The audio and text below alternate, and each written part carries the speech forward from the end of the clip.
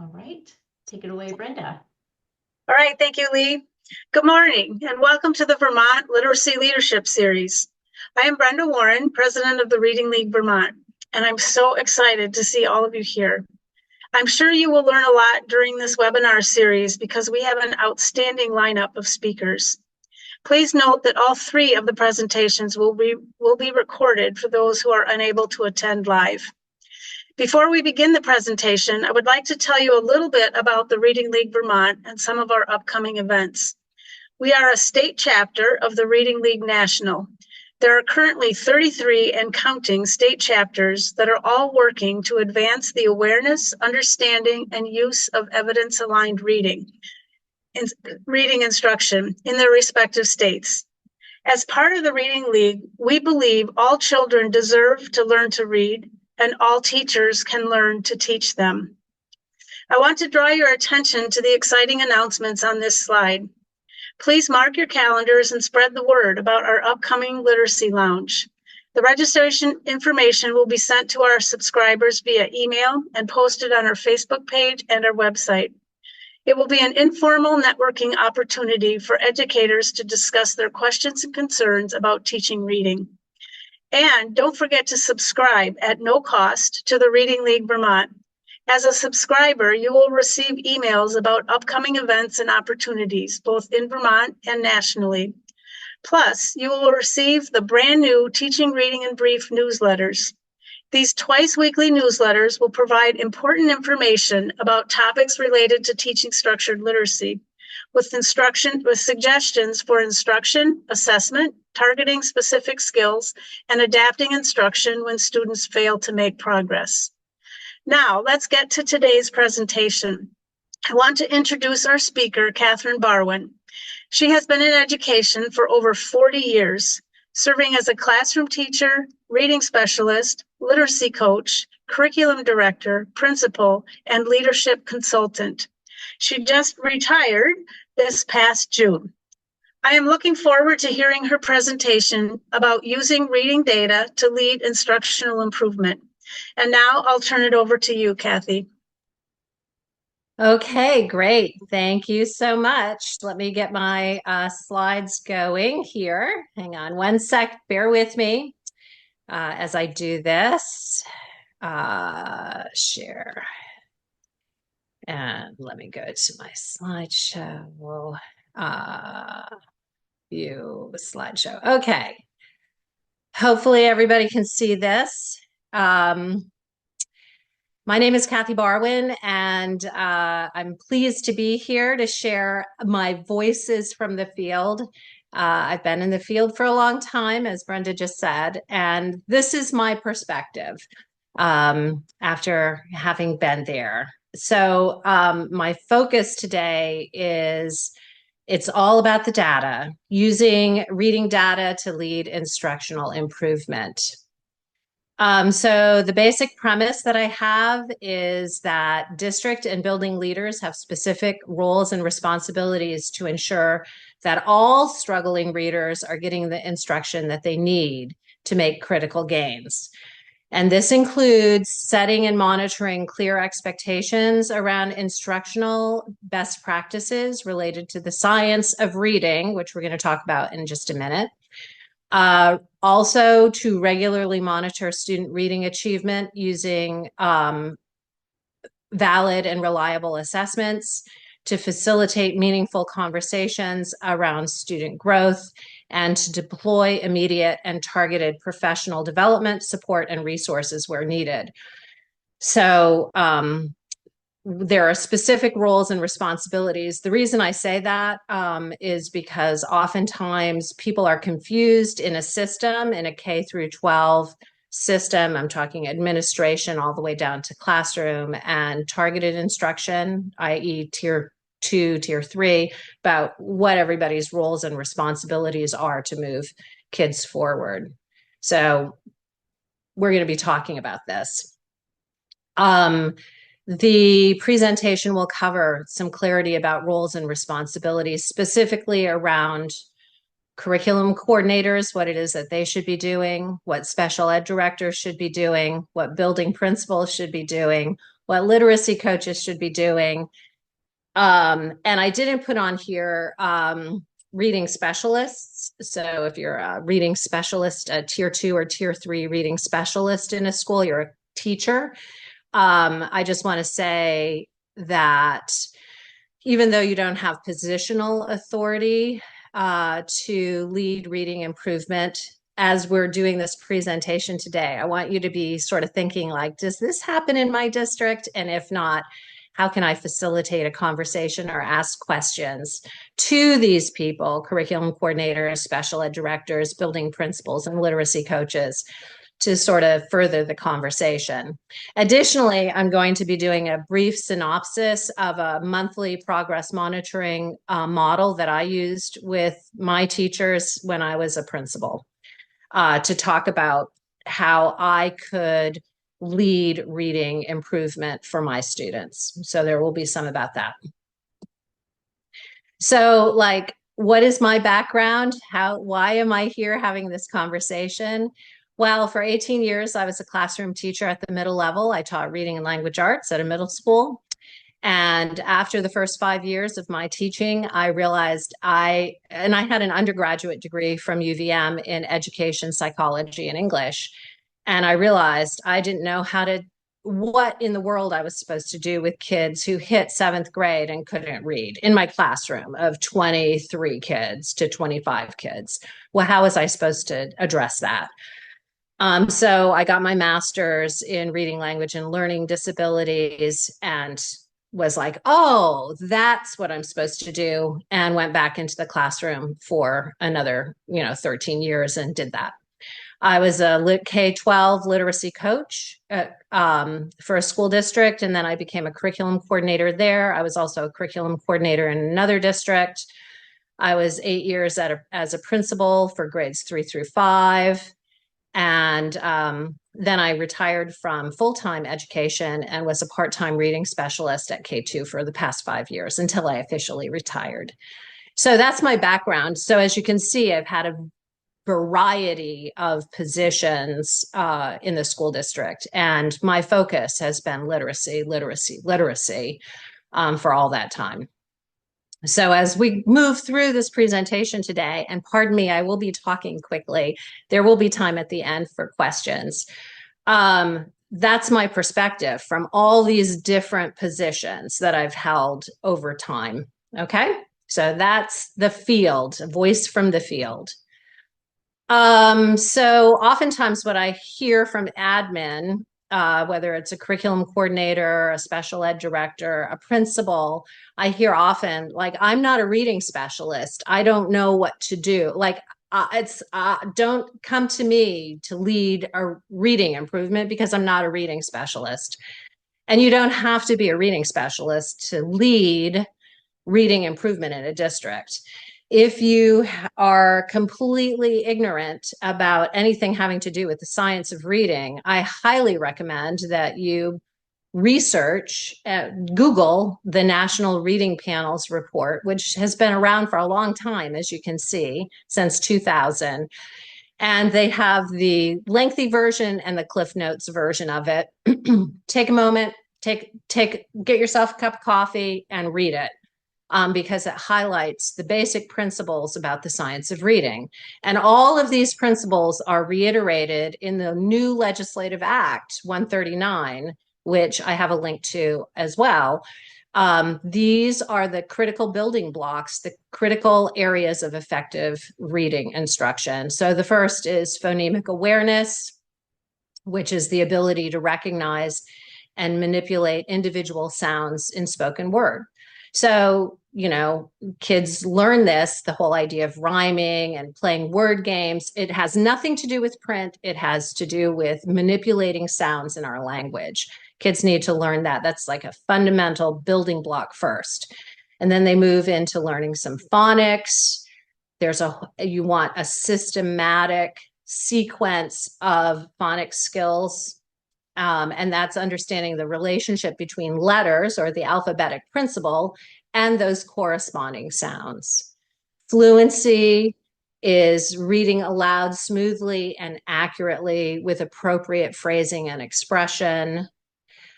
vocabulary is developing a rich and varied word knowledge. Do they understand what the words mean in their reading?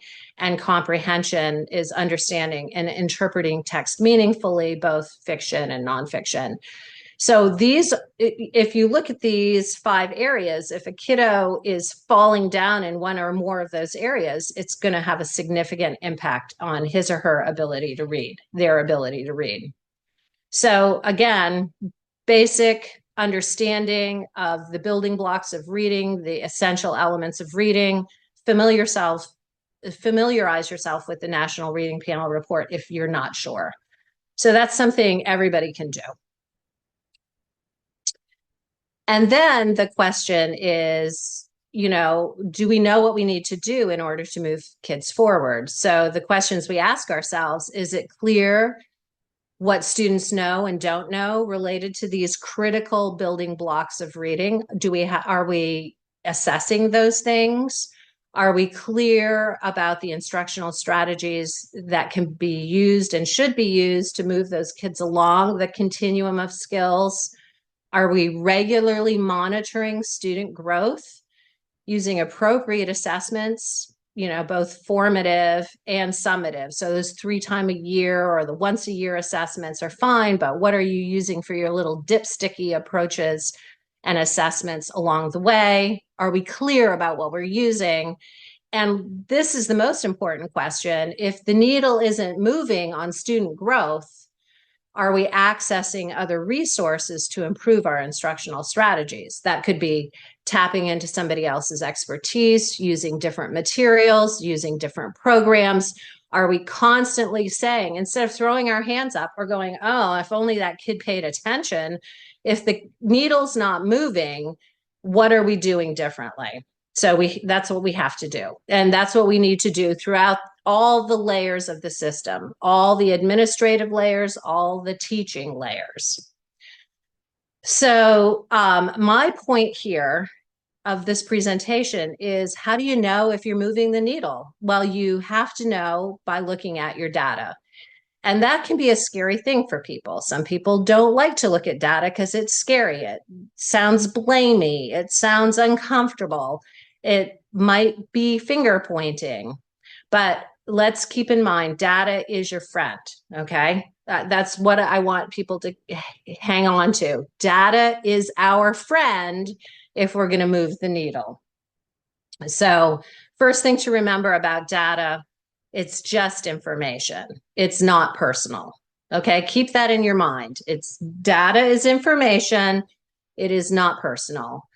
Secondly, as you're looking at data, you're looking at results, et cetera, make sure you're working with clean data. That means, are you looking at the right data sets? Do you have complete data? You know, like, is everybody's data in there? Or if you're looking at growth, are you looking at the same cohort growth, both now and over time? You know, you have complete data. And you want to make sure your data is scored and entered correctly. So for assessment data, you're going to want to make sure those assessments were given correctly and scored correctly and entered correctly. And the important thing about data is to use the data to generate noticings and questions. Like, ask questions like, the data seems to say, or the data seems to show this. Or I wonder why this seems to be the trend, like, or I noticed this, I wonder why this is happening. And ask those questions to, you know, talk about data in a safe, sort of impersonal way. So keep that in mind. One of the things that's important to use is, hang on one second. Yeah. Is something called a assessment management program. And what that is, it's a program that's designed to import and house assessment information from a variety of sources in one place. We're going to be talking about this later on in the presentation. And it houses different data sets over time from year to year. And it makes it easy to run reports from multiple assessments on different demographic groups. So a lot of times people don't use data because it's really cumbersome to look at. It's really cumbersome to try to put into one cohesive place or look at cohesively and comprehensively. If you have, in many districts in the state of Vermont, have these already, they have assessment management systems. So things like VCAT or EduClimber or Canvas, not the learning management system side of it, but the assessment management system side of it, or Panorama. These are all examples of district programs that take information from a variety of assessments and put them in one place. They're housed in one place. So you can just, at the push of a button, just imagine at the push of a button, be able to compare different data sets together. It makes it so much easier.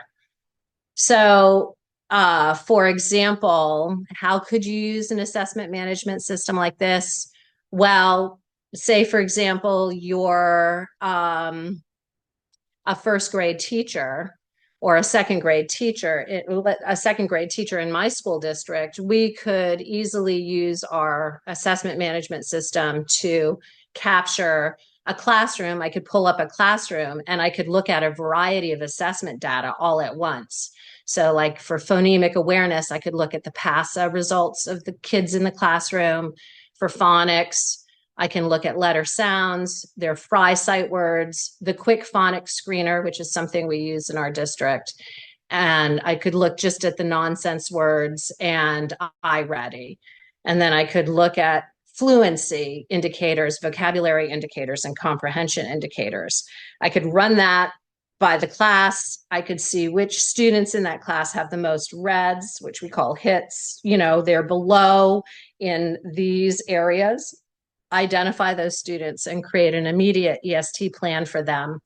And then within the assessment management system, create subgroups of those students, house their EST plans, and monitor that subgroup of students really easily.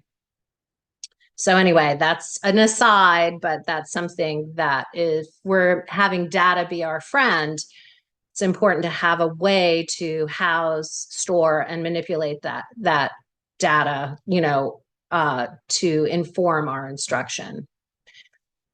So we're going to talk a little bit here about curriculum coordinators and their roles and responsibilities. And if you're a curriculum coordinator in the audience, what I'd love you to do is mentally be making a checklist to yourself, like, yes, I do this. Yes, I do this. No, I don't do that. Yes, I do this. And these are my recommendations from my experience as a curriculum coordinator and working in districts with curriculum coordinators. Hang on one second. I feel like I'm missing okay. I don't know. Okay, so some things that you should be doing is create differentiated professional development plans for staff. And what I mean for that is ensure that your professional development is moving the needle. So look at the results, see what the gaps are that Tier 1, Tier 2, and Tier 3 students seem to be having, and create professional development that moves along with that. Ensure that district literacy coaches are well-versed in the science of reading elements and instructional best practices, and that their responses help move reading achievement for all students. There's an assumption there that you have literacy coaches, and hopefully you do. If you don't, I would highly recommend that you use some of your PD money to get them and move those and employ those reading literacy coaches in your school districts to help provide, what do we call it? Real-time professional development. You're going to want to ensure that Act 137 the new law 139's expectations are being implemented across your district. It's going to be very important that you do that. I've got this is hot linked so that you can read what those expectations are. But for example, you're going to want to make sure that your K through 3 has universal screeners, that you're monitoring student progress regularly, you're informing parents, and you're providing appropriate interventions for those students that are struggling. And I can see that there is this is okay. I can tell that I've missed a slide here for some reason. I don't know why, but I'm going to give you a few more things to add to your checklist. Another thing that you as a curriculum coordinator are going to need to do is ensure that all of your assessments, that your curriculum, first of all, addresses the science of reading. You're going to want to make sure that your articulated curriculum says what it is that students are supposed to learn, how they're supposed to be taught that, like, are there programs that are supposed to be aligned with those skills? Are there recommendations for the amount of time that's supposed to be devoted at each grade for each one of those things? For example, word study, reading, writing, and programs that are supposed to align with that to help with that. And you have to have assessments that mirror those. So your assessments need to be mirroring the critical elements of the science of reading and whether or not those things are being taught. A lot of times curriculum coordinators are struggling with that, especially the science of reading, because again, we hear not a reading expert. So make sure that as a curriculum coordinator, another thing you should be doing is tapping into the expertise of your reading people, your reading experts within the district. That includes your literacy coaches and your reading specialists in the district to help design as well as teachers who are doing, according to the assessments, a fabulous job of their instruction, their tier 1 instruction. So make sure that you have a think tank of people to help you with that. And then make sure that you make sure that you have an assessment management system for the district, and you yourself are looking at the results of that regularly after at least 3 times a year after every assessment period. And you're sharing those results with the superintendent, the principals, the school board, your literacy coach, etc. You want to be on top of that. Okay, that's really important. So curriculum coordinators, you've got a lot on your plate, I know, because I was one, but it starts with you. You have to have the curriculum articulated correctly, the assessments aligned and articulated correctly, the assessment management system there to capture all of those things, to make sure you have clean data, and then you're looking at those things and using the results to guide resources, professional development, and conversations. Okay, curriculum coordinators, something to think about, just something to think about. Next, we're going to talk about special ed directors as literacy leaders, and hats off to all of you special educators out there, directors that are out there. You've got a lot on your plate. But the very first thing I'm going to say is you need to ensure that each building has a cadre of special educators who are reading experts, not generalists, so they can set meaningful reading goals and deliver quality instruction for their students on IEPs. That I might be stepping on some toes here when I talk about special ed land, but this is just voices from the field. You're going to want to make sure that those special educators are using highly recommended and proven reading programs for reading intervention.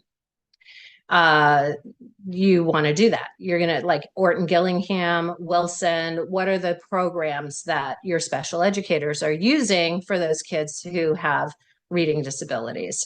And ensure there's enough time do a couple audits, just audit some IEPs and make sure that there's enough time in terms of minutes per week for for written into the student service plan for program fidelity. Make sure that that's happening. That's your responsibility.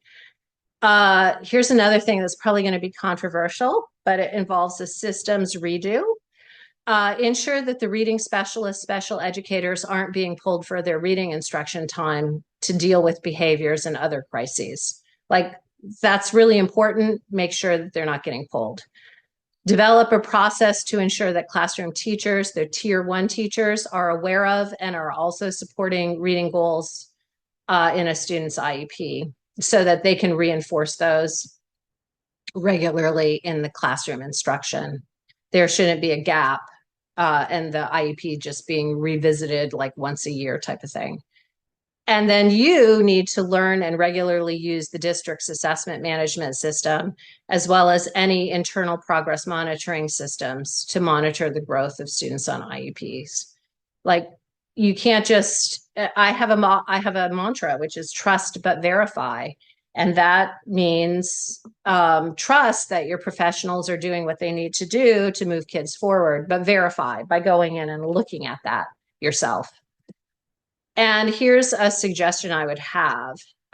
Utilize regular and formal case study discussions with tier 2 reading specialists, literacy coaches, and outside experts on a regular basis to discuss and adjust instructional techniques for any student who isn't making significant growth in reading as measured by the reading assessments. So we all know of students who are doing what I call flatlining. They're flatlining. They're not making growth. Like, time's gone on, lots of time's gone on, and they're not making any growth. And by the time the kiddo hits tier 3, you know, they've had increased intensity of program and time. And if they're still flatlining, you need to get in there regularly and utilize like the medical case study model.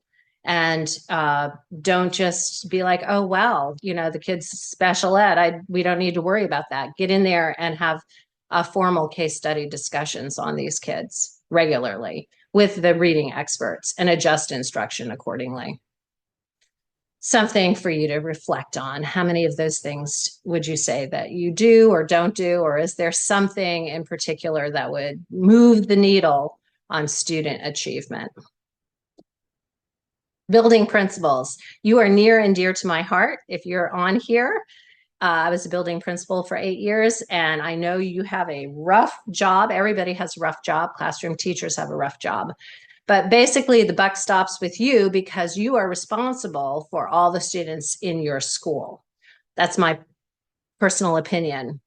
And you have a very important role as a literacy leader. Even if you're not a literacy specialist, even if you're not a reading specialist, you have a very, very important role. And let's talk about what that role is too. I cannot highlight this enough. And if there are any classroom teachers in the audience, you'll be like, yeah, you need to do this.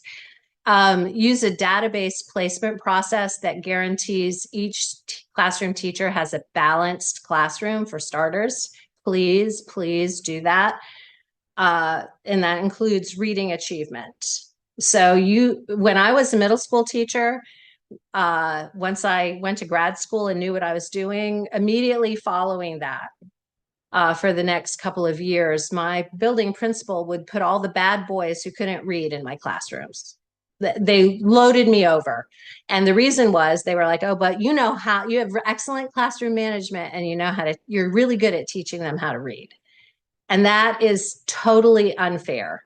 It creates such instructional difficulties for the classroom teacher because it completely overloads their capacity to meet the needs of all the kids in the classroom. So please use a database placement process that guarantees that every classroom teacher at each grade level has a balanced class for reading, ability, and behavior.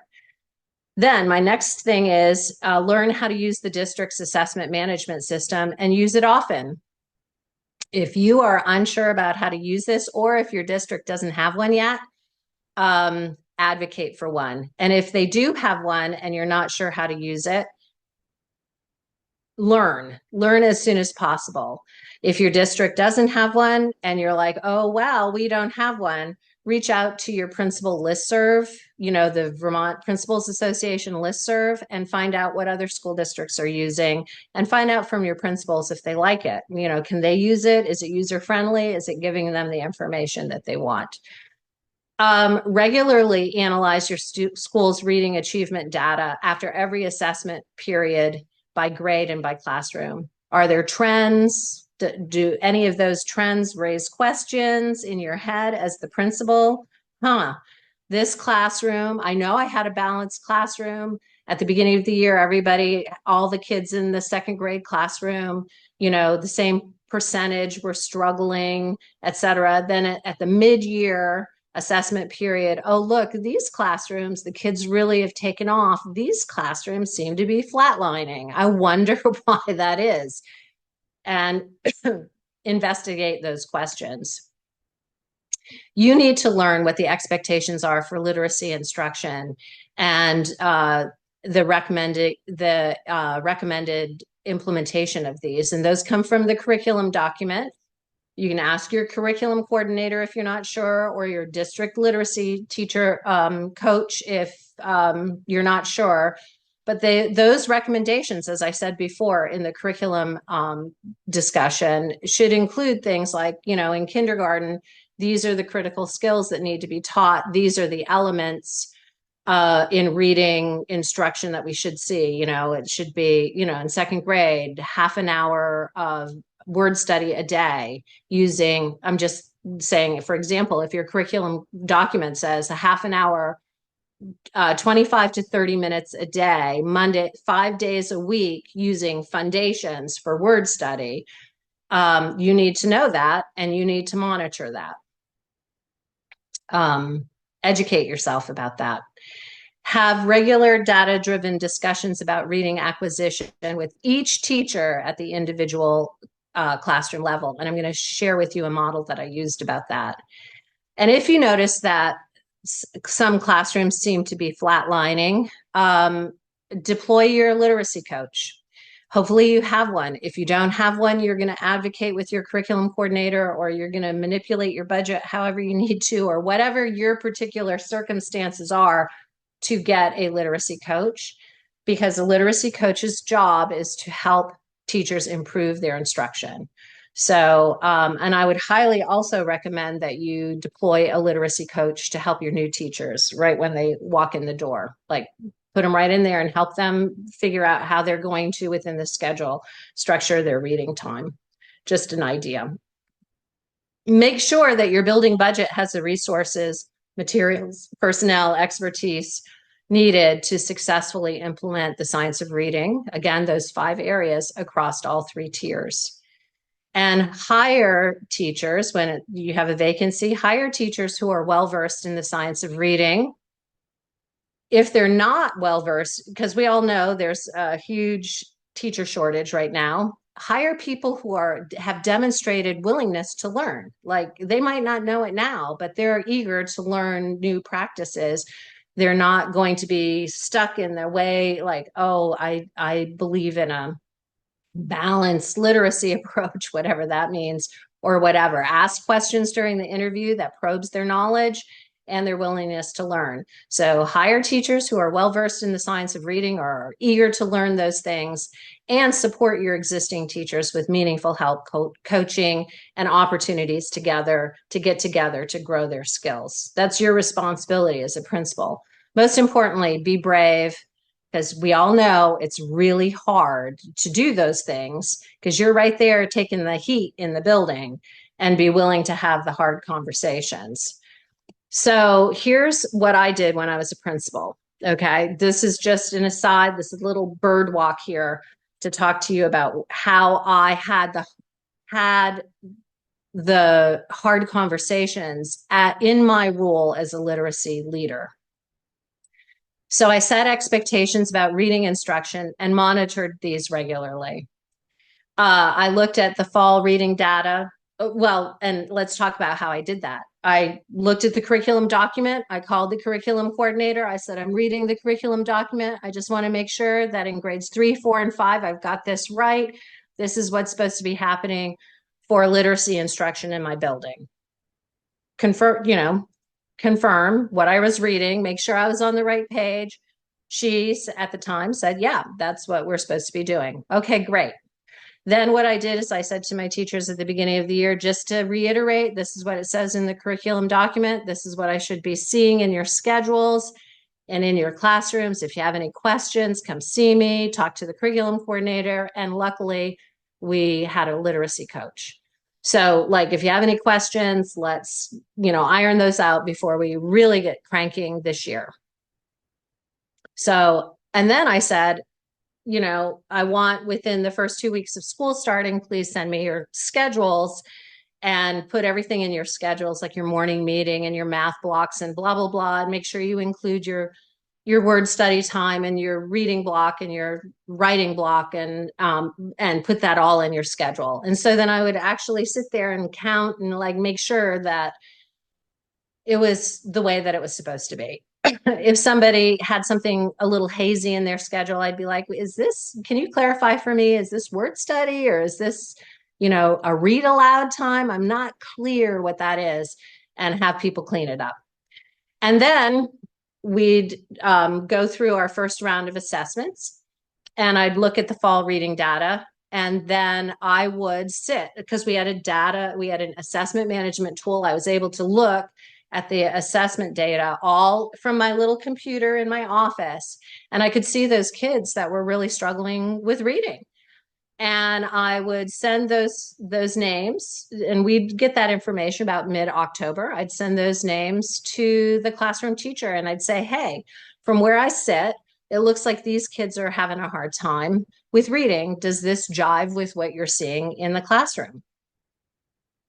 And 90% of the time, the teacher would say, yeah, you're right. These are the kids that I have noticed too are really struggling with reading.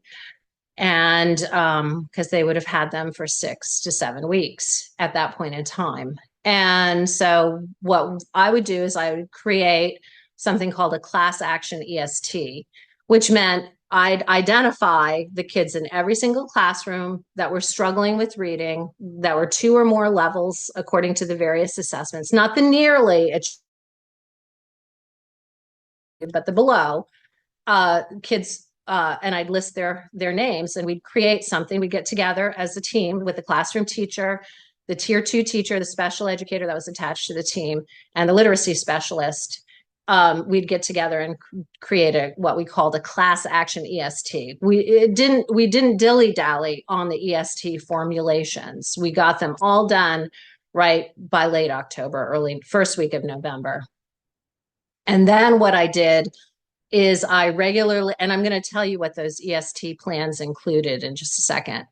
And then I regularly monitored struggling readers' growth versus a monthly teacher meeting. So say, for example, a classroom teacher, a second grade or a third grade teacher had, in my case, a third grade teacher had 4 struggling students or 5 struggling students. 2 were on IEPs, 3 were below level out of their 18 to 20 kids. 5 of them were, below level.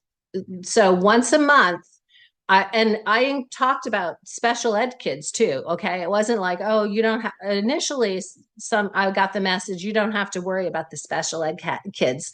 We've got that. And I was like, no, I'm the building principal. I worry about all the kids in my building.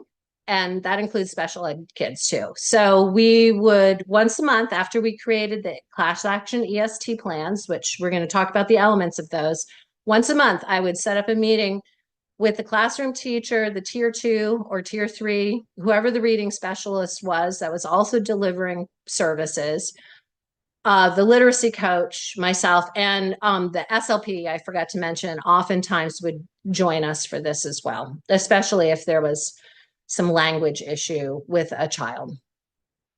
And we'd look at growth and we'd monitor the growth right there, I'd go right to the classroom. We'd have this meeting. All the kids' achievement stuff is right there in the classroom. Everybody'd come with their data, and we'd talk about the growth that the kids were making based on formative assessments or things that the teachers would be saying, this is how I'm progress monitoring.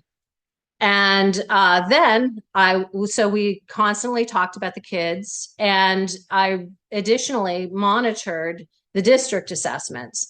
So there should be no surprises for me of any kid popping that wasn't doing well, because we have had regular conversations about these kids and instructional techniques that should be happening with these kids once a month, and looking at their work samples, looking at their errors, etc., and adjusting instruction accordingly.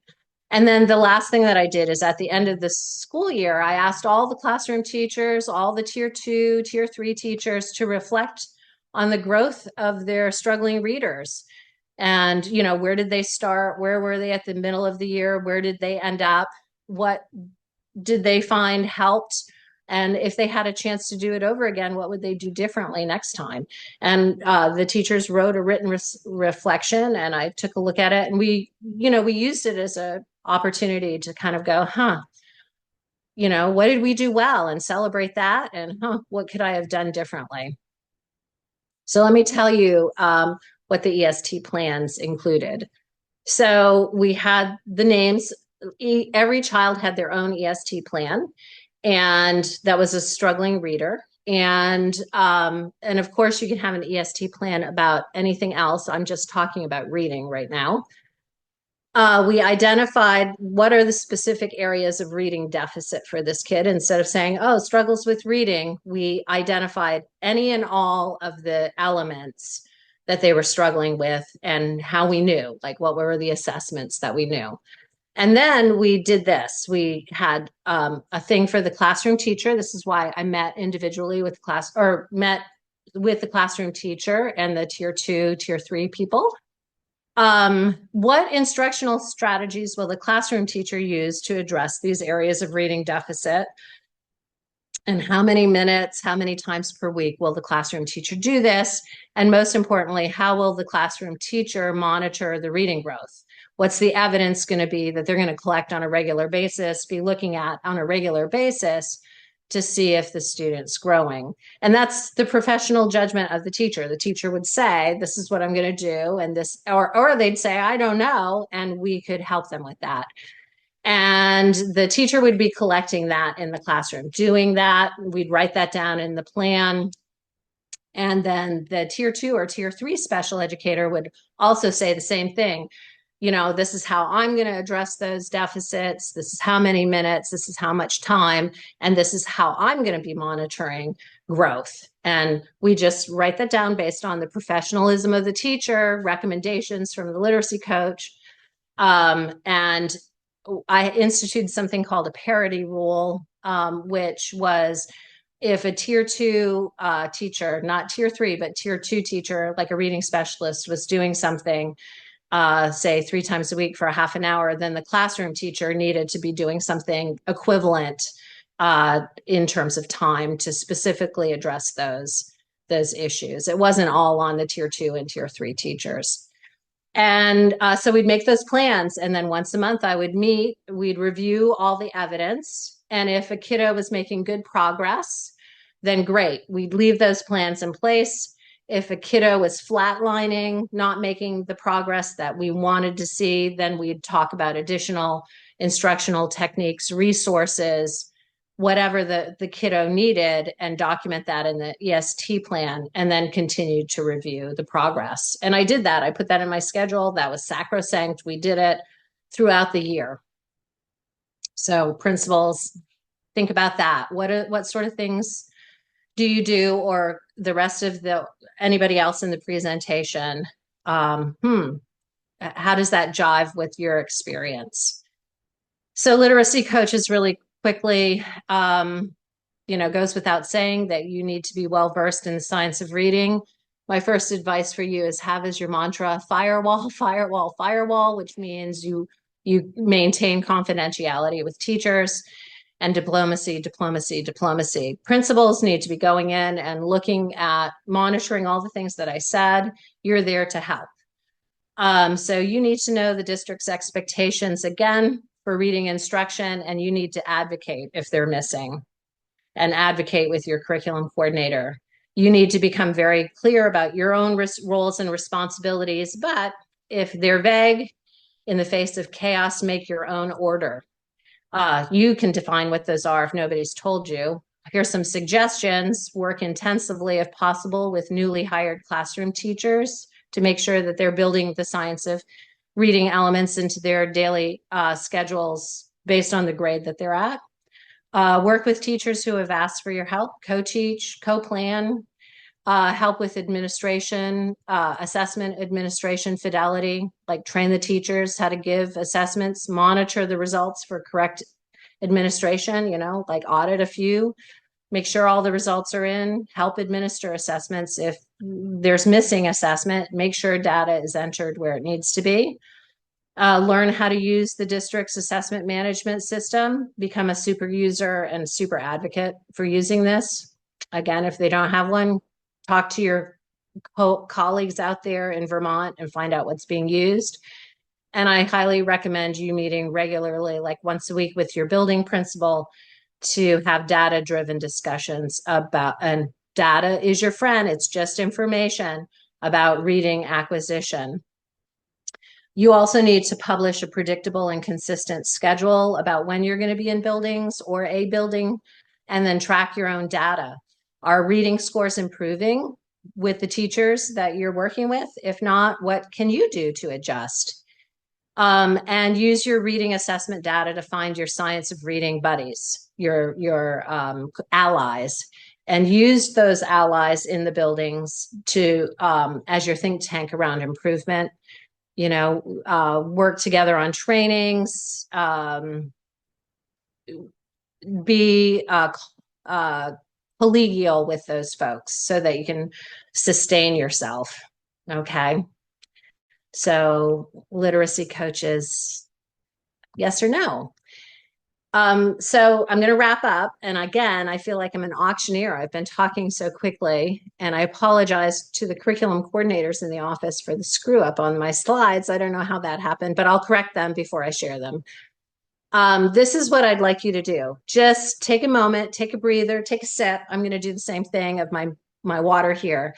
And when you think about your role in your building, what is, and the things that I'm saying that you should be doing, obviously, that's a lot. What's one tangible action step that you think you can take to increase your capacity as a literacy leader? Make note of it so you don't forget it. All right. Just like, what's one thing that kind of popped out at you during this presentation that you could think like, I'm going to focus on that? And just make note of it so you don't forget. And then if you have any questions for me after this presentation, this is my email address. So you can, I'm retired, so I have plenty of time to answer any questions that you have. Feel free to shoot me an email if you want. And again, I'm going to close my presentation before we take questions by saying this is just me, okay, as a voice from the field, having been in all these different roles, of recommendations about how to be a literacy leader in your district. And again, if you're a reading specialist, a tier 2 or tier 3 reading specialist, you don't have to have positional authority to be a leader. You can ask those questions. You can be talking about the data, and you can be suggesting to other people in positional authority positions some of these things. All right, so I'm going to stop talking, and somebody's going to moderate questions, and I'm happy to answer.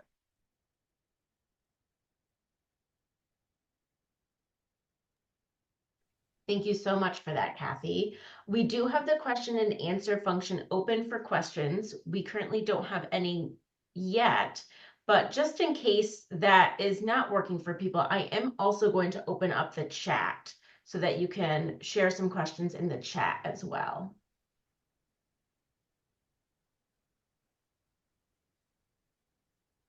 Oh, so silent.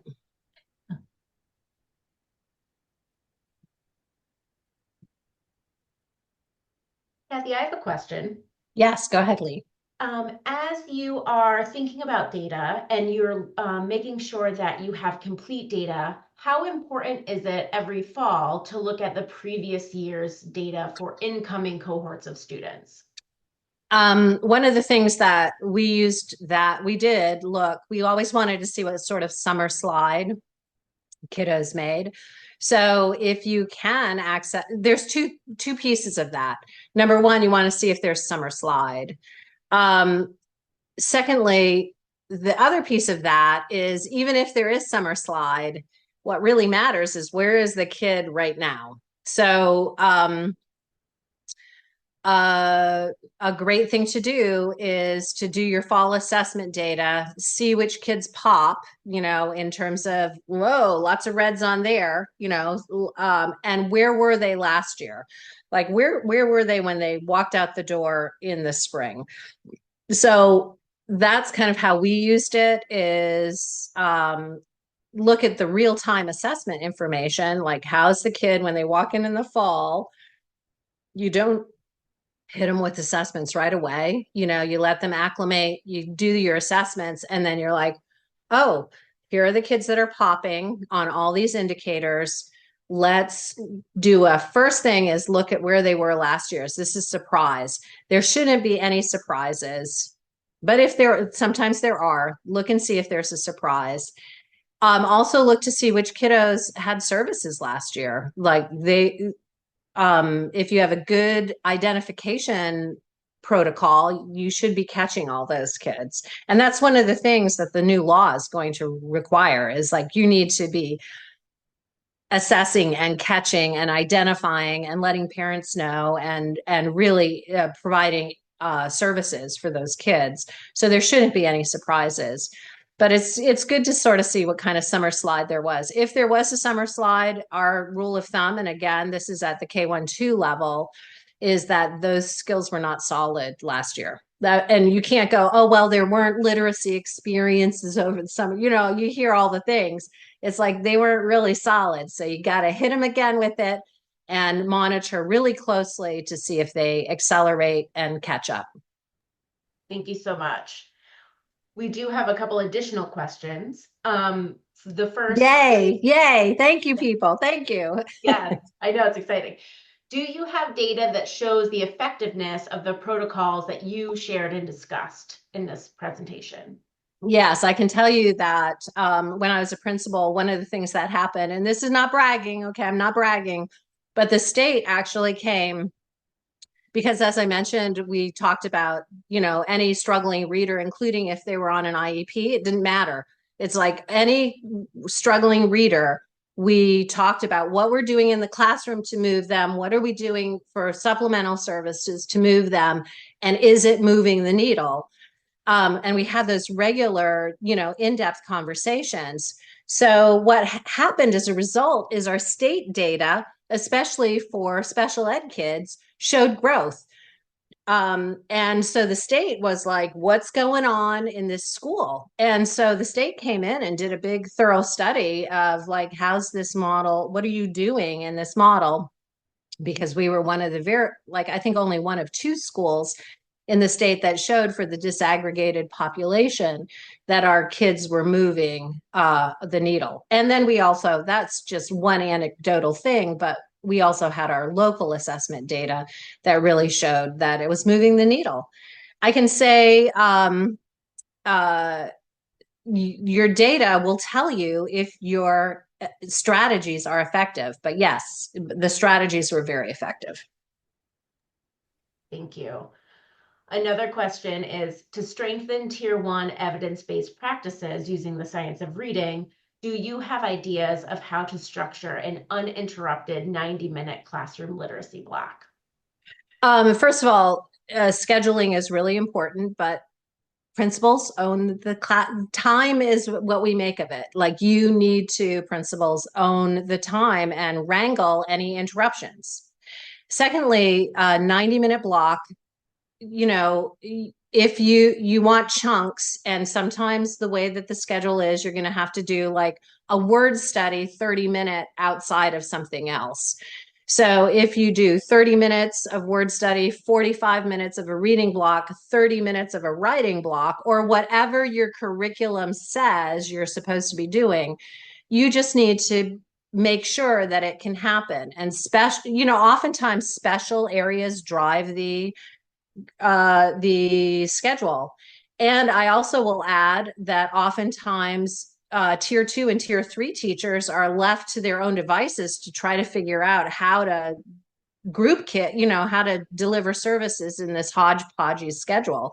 So if you as a principal make literacy instruction the first thing that you look at, and then secondly, you look at tier 2 intervention, tier 2 and tier 3 intervention as the next thing in your schedule, and then and then look at special areas in there as well. It's your schedule matches your priorities. So as a principal, you can work on that. You can. Thank you. And then another question is, as a principal, what is the single most important thing I can do to support brand new teachers who are responsible for teaching reading? So brand new teachers are going to walk in, they're going to go, what am I supposed to teach? Just tell me. Just tell me.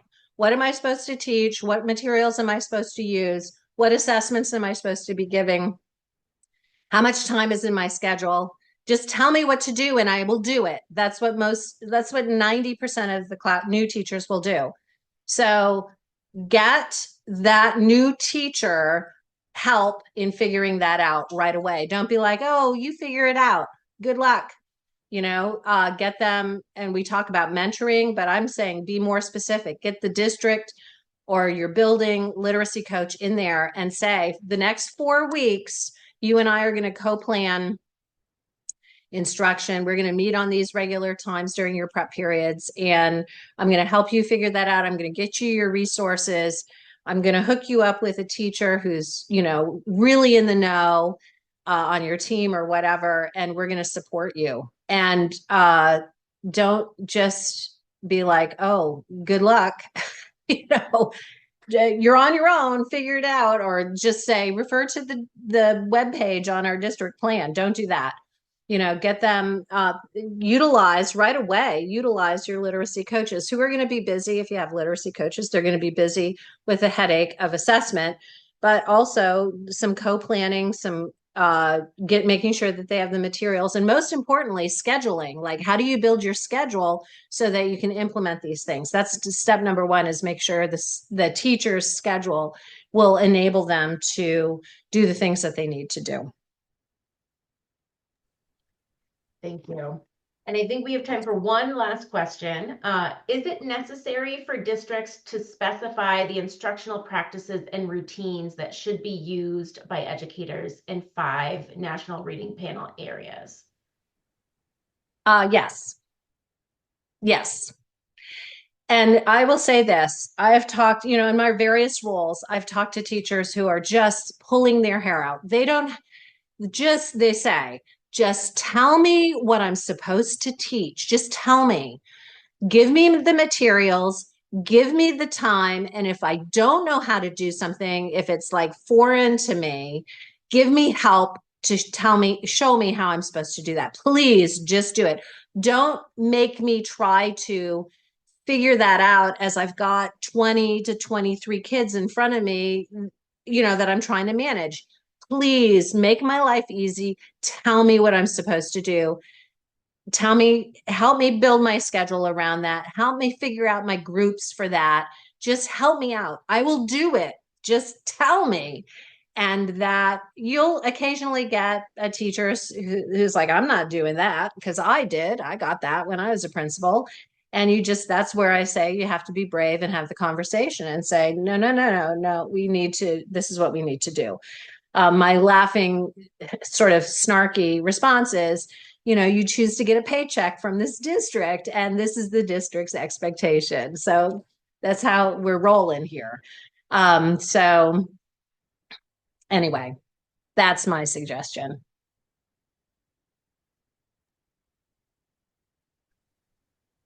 All right.